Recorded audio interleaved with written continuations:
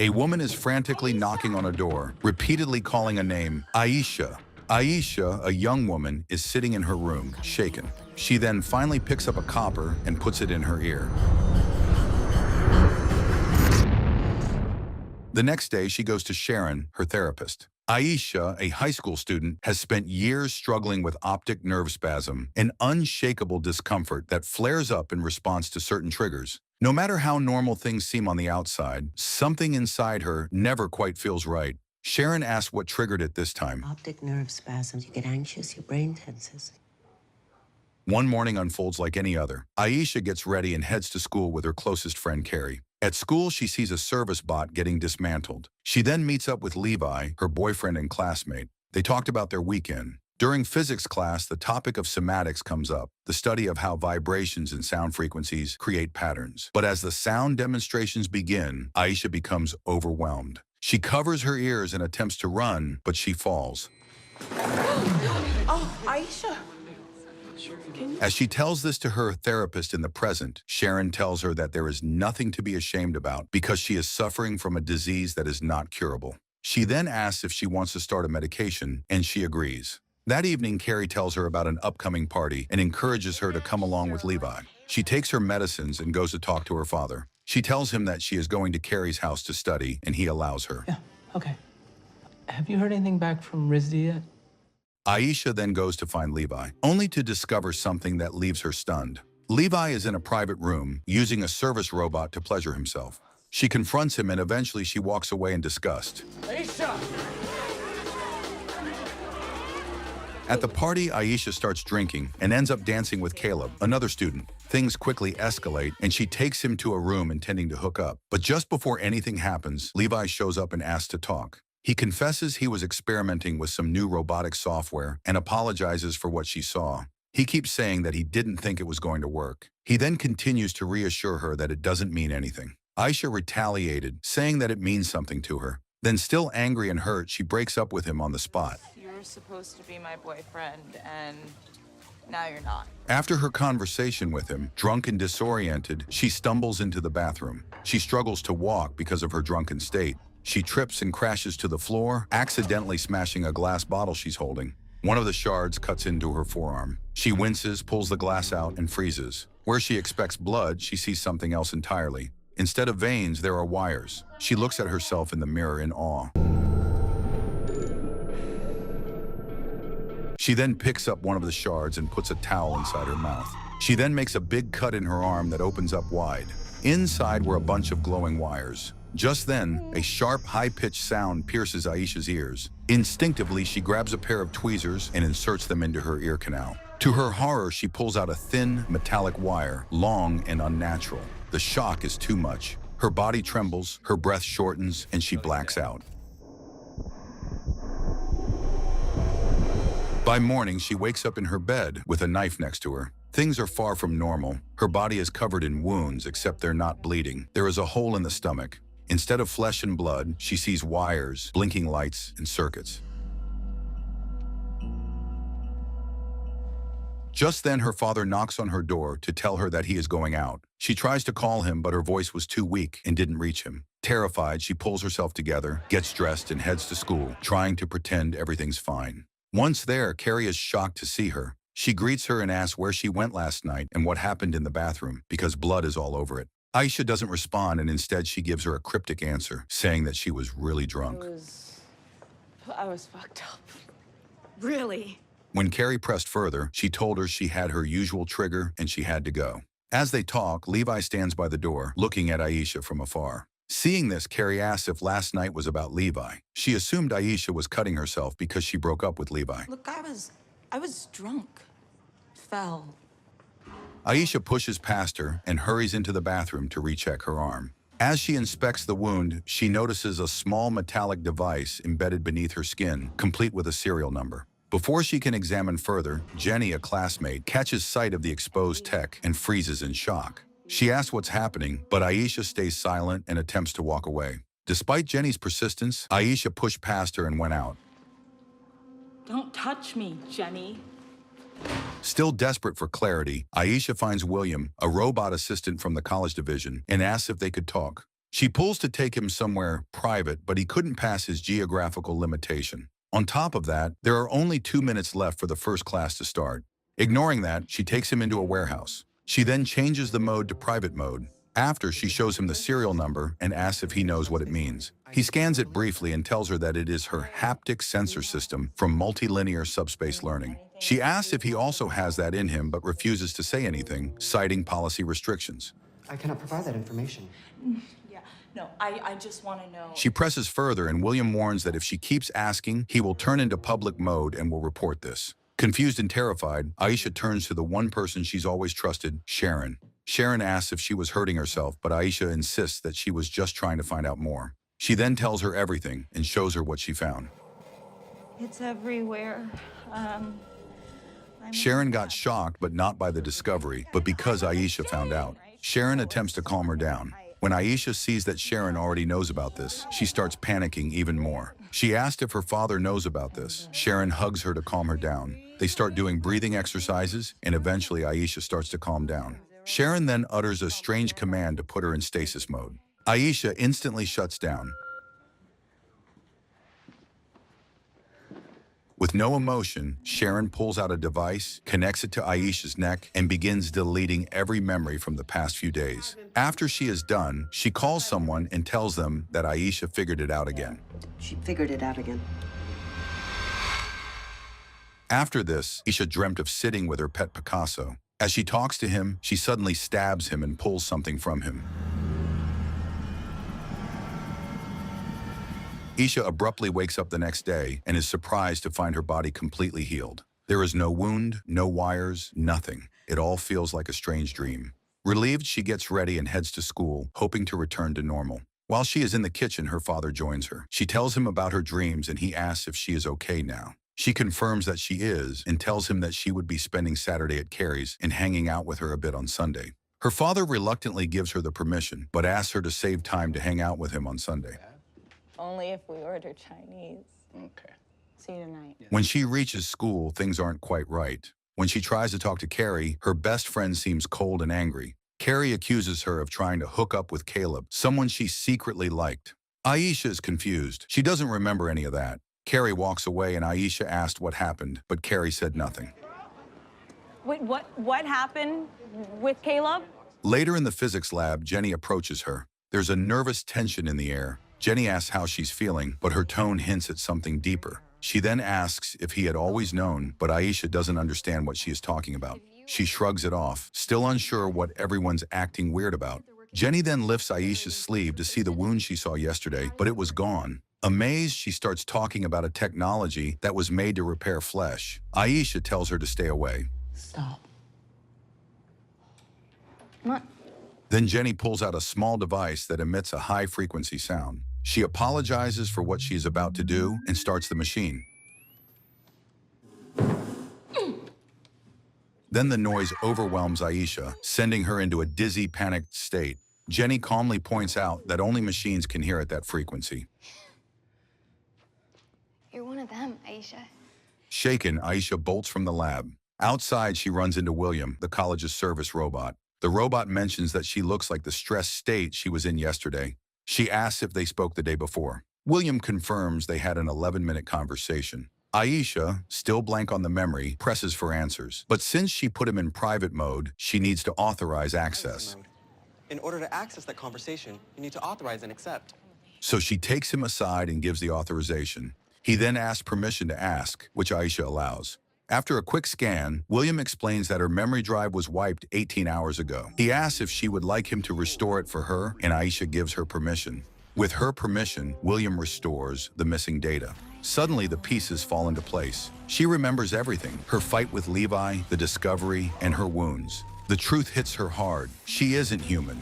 Overwhelmed, she takes off running again, but before long, she reaches the city's border. She attempts to walk through it, but she realizes she cannot go through that. Meanwhile, far away, a new figure is introduced. Noah, the head of a powerful tech corporation known as Weren Technologies. Surrounded by people, Noah, the CEO of Weren Technologies, oversees a groundbreaking experiment. He introduces his new technology with nanobots. He is going to put them inside a woman born deaf to cure her deafness. The woman sits quietly while a special liquid containing the nanobots is dropped into her ear. Moments later, she hears sound for the first time in her life. Emotion floods her face, and the crowd watching the experiment breaks into applause. Noah, calm and composed, watches with quiet satisfaction. Amidst this, a man named Renato pulled him aside and asked if he knew anything about Merced, California, but Noah didn't know. Hearing this, Renato tells him they have a serious problem. Elsewhere, Aisha tracks down Levi and demands the robotic codes he once used to pass the no-intimacy rules. Though hesitant at first, Levi eventually gives in and hands them over. Wasting no time, Aisha goes to the school library. She starts reading different papers to know exactly what to do. She then uploads the code into her system using the school library computer. Instantly, her body surges with new abilities, advanced cognitive functions, instant information processing, and even telepathic access to others' thoughts. I swear to you, Bobby, if he so much as glanced at The librarian asks if she was okay, and Aisha asks if she can use the bathroom. She runs to the bathroom because she is having period cramps. While she is in the bathroom, she successfully manages to turn off her period cramps. Look who can turn off her period.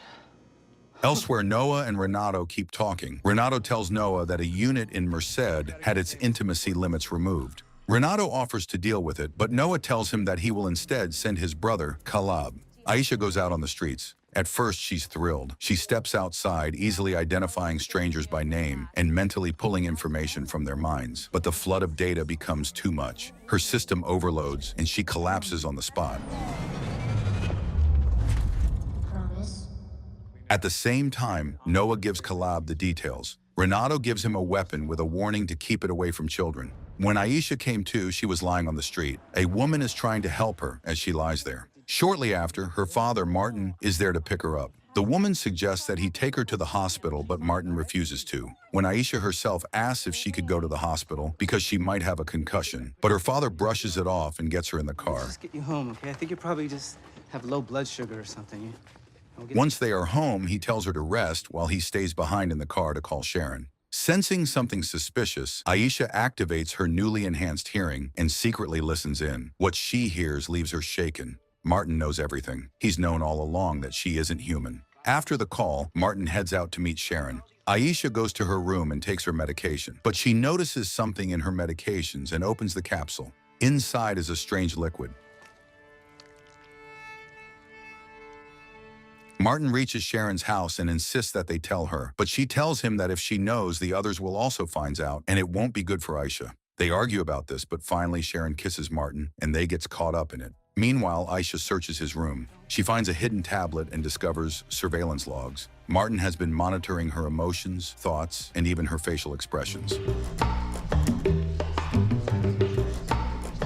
As this realization sinks in, the story flashes back to 4 years earlier in Dallas. At a public event, Martin first laid eyes on Aisha. He approaches her and asks what she was doing there. She tells him that she is with her mother, Sharon. He then notices that she is playing Go and asks if he could play with her. He warns that he used to play in college, but he ends up losing the game. As they are playing, Sharon approaches them, and Aisha introduces them. Hi.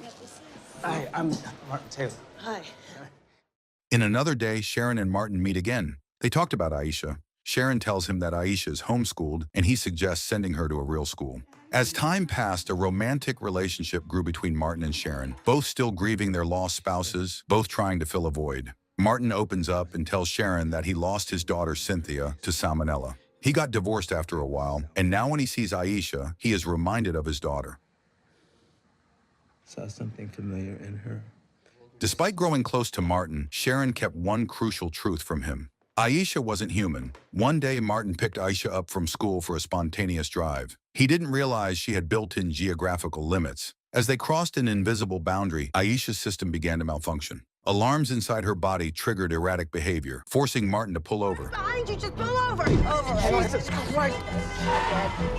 At the same time, Sharon called him, urging him to stop the car immediately. She arrived shortly after, used a secret command to power Aisha down, and finally told Martin the truth. She confessed that Aisha was an artificial being, created in secret for her protection.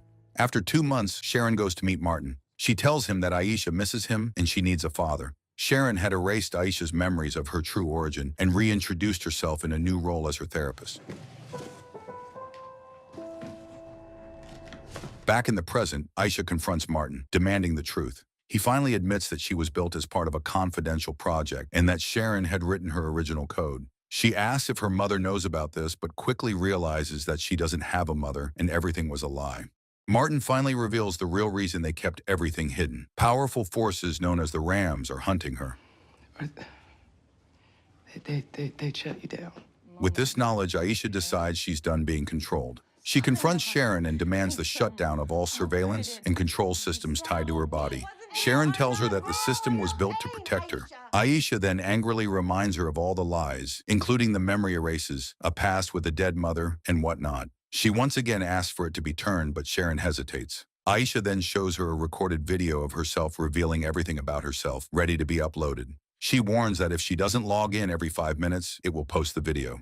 Cornered, Sharon agrees. She then turned off everything like she was asked. Anything I fucking want. For the first time, Aisha is finally free. No more monitoring, no more commands, just her and whatever comes next. Aisha changes her appearance and heads back to school, but something about her is different. She's colder now, distant. She avoids conversations and walks through the halls like a stranger among familiar faces. What, you're not gonna eat? Oh, I do not eat. During lunch, Emma, the other service robot, approaches and tells her that she has filed a report about what happened with Levi. Aisha then asks Emma to sit with her. When she invites Emma to eat, Emma tells her that she doesn't eat. She then comments on how Aisha looks like a human, but when Aisha asks how she knows about this, Emma tells her mic is showing. We gotta go talk to her. Meanwhile, Sharon remembers the past. 5 years ago, she introduced Aisha to Riem Technologies, but Noah, seeing how advanced and uncontrollable she was, rejected the project. He claimed beings like Aisha couldn't be regulated and ordered her termination. And in the present, while wandering the campus, Aisha notices something suspicious. Abel, Noah's brother, is leading a school-assigned robot toward the exit gates. Even though the robot reached geographical limitations, Abel overrides it. Perimeter breached. Admin code, hard override limitations. Once they're out of view, he shuts the robot down and loads it into his van. Realizing she might be next, Aisha slips away before she's seen. Not long after, Jenny catches up to her and delivers more alarming news. Aisha has a tracking device implanted in her foot. Old school radio frequency tracker in your foot. Abel then accesses William's database. He tries to get the information of Aisha, but William mentions that it was done in private mode, but Abel gets through that too. He then uncovers Aisha's serial number. Back with Jenny and Aisha, they manage to take out the tracker. Aisha asks how she knows this. Jenny admits she used that very tracker to locate her. Jenny explains that she's been digging into Riem Technologies for a while and believes they need a solid plan to avoid being captured. Aisha asks why she's risking all this to help. Jenny hesitates before revealing something personal. They were once close friends, but repeated memory wipes caused Aisha to forget. You changed? Determined to reclaim her freedom, Aisha goes back to her house and packs her clothes. Martin attempts to stop her, but she is still angry at them. She insists on leaving and he hugs her goodbye. Just come back to me, okay? Just say come back to me. Just say come back. Aisha teams up with Jenny, and the two approach Levi for help. They ask him to drive them to Canada, hoping to confront Noah and prove that Aisha has a right to live. Meanwhile, Abel sneaks up on Carrie. He takes her phone away and then injects her with an unusual liquid. Wait. Wait! During the trip, Levi, still unaware of Aisha's true nature, makes a few careless remarks about robots. His words sting, and Aisha orders him to stop. You're an idiot, you know that? Abel then goes to Martin's house and confronts him and Sharon. Martin introduces himself as Aisha's father, not knowing Abel's knowledge about this. After a long day on the road, Levi, Jenny, and Levi stop at a rundown motel to rest for the night. Tensions hang in the air, but the journey is far from over. The next morning, while Levi steps out to grab coffee, Aisha turns to Jenny with a serious request. She wants full access to her wiped memories, starting from the very beginning. Jenny agrees, and as the data recovery begins, Aisha's mind starts unlocking everything that was once buried. She recalls the moment she first met Jenny 3 years ago.